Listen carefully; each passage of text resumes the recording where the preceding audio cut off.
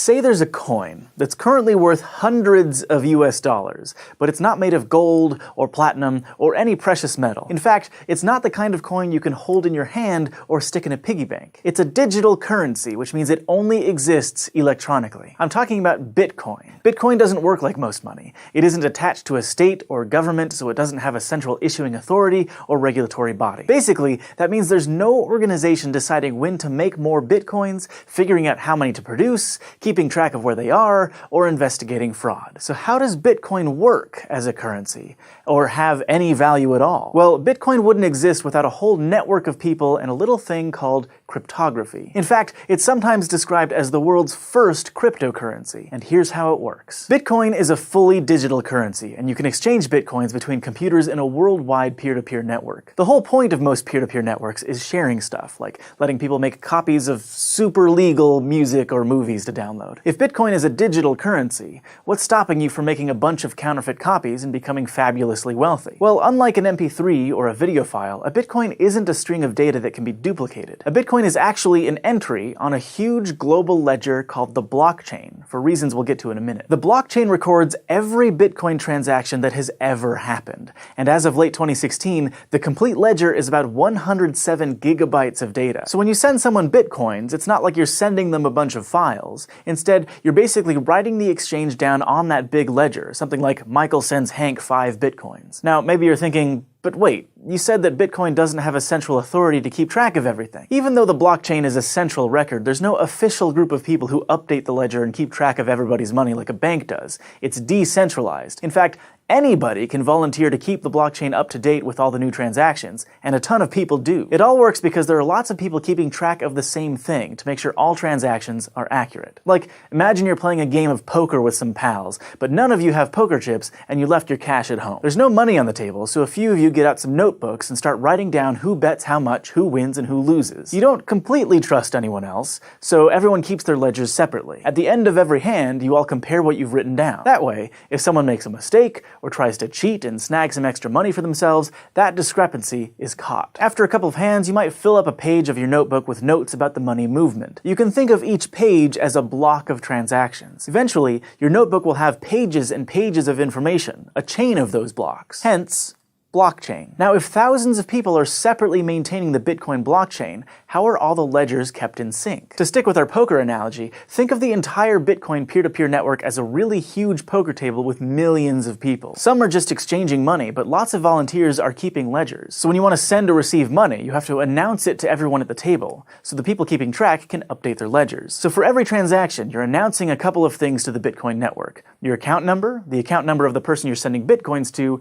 and how many Bitcoins you want to send. And all of the users who are keeping copies of the blockchain will add your transaction to the current block. Having a bunch of people keep track of transactions seems like a pretty good security measure. But if all it takes to send Bitcoins is a couple of account numbers, that seems like it might be a security problem. It's a huge problem with regular money. Just think of all the ways criminals try to steal other people's credit card information. And with Bitcoin, there's no central bank to notice anything weird going on to shut down fraud, like if it looked like suddenly you spent your entire life savings on beef jerky. So what's stopping Hank from pretending he's me and just sending himself all of my Bitcoins? Bitcoins are kept pretty safe thanks to cryptography, which is why it's considered a cryptocurrency. Specifically, Bitcoin stays secure because of keys, which are basically chunks of information that can be used to make mathematical guarantees about messages, like, hey, this is really from me. When you create an account on the Bitcoin network, which you might have heard called a wallet, that account is linked to two unique keys: a private key and a public key. In this case, the private key can take some data and basically mark it, also known as signing it, so that other people can verify those signatures later if they want. So let's say I want to send a message to the network that says, Michael sends 3 Bitcoins to Olivia. I sign that message using my private key, which only I have access to and nobody else can replicate. Then I send that signed message out to the Bitcoin network, and everyone can use my public key to make sure my signature checks out. That way, everyone keeping track of all the Bitcoin trading knows to add my transaction to their copy of the blockchain. In other words, if the public key works, that's proof that the message was signed by my private key and is something I wanted to send. Unlike a handwritten signature or a credit card number,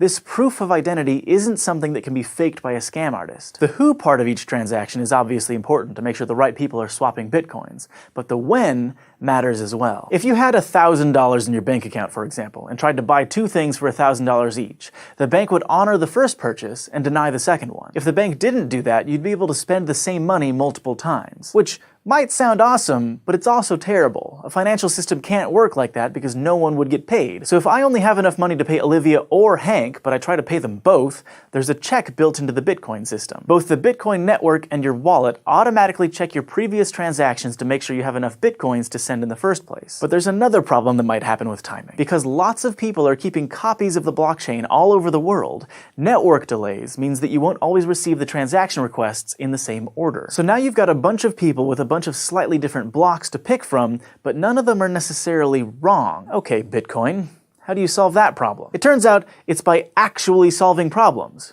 Math problems. To add a block of transactions to the chain, each person maintaining a ledger has to solve a special kind of math problem created by a cryptographic hash function. A hash function is an algorithm that takes an input of any size and turns it into an output with a fixed size. For example, let's say you had this string of numbers as your input, and our example hash function says to add all of the numbers together. So in this case, the output would be 10. What makes hash functions really good for cryptography is that when you're given an input, it's really easy to find the output, but it's really hard to take an output and figure out the original input. Even in this super simple example, there are lots of strings of numbers that add up to 10. The only way to figure out that the input was 1, 2, 3, 4 is to just guess until you get it right. Now the hash function that Bitcoin uses is called SHA-256, which stands for Secure Hash Algorithm 256-bit, and it was originally developed by the United States National Security Agency. Computers that were specifically designed to solve SHA-256 hash problems take, on average, about 10 minutes to guess the solution to each one. That means they're churning through billions and billions of guesses before they get it right. Whoever solves the hash first gets to add the next block of transactions to the blockchain,